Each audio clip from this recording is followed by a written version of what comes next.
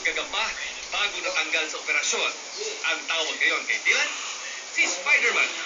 Sino gusto nakatutok? 24 oras. Isang buwan na nagkaproses sa mga tetang ilan sa mga paaralan na inilikas mula sa danger zone ng Bulkang Mayon. Paano kaya ang pagtuturo kung yung guro mismo ay hirap din sa kanyang kalagayan? Abay si teacher, isa rin kasi sa mga evacuee. Tagaktak na ang pawis si Teacher Emmy habang pinipilit na makipagsabayan sa kaliwat kanang ingay ng mga bata sa magkakatabing tent. Dito sa tent, talagang napakainit. At saka yung mga bata, talagang naiinitan din sila.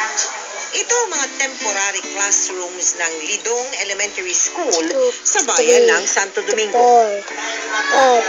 Ito ang Bicol Resettlement kung saan inilikas sa mga taga-barangay Lidong.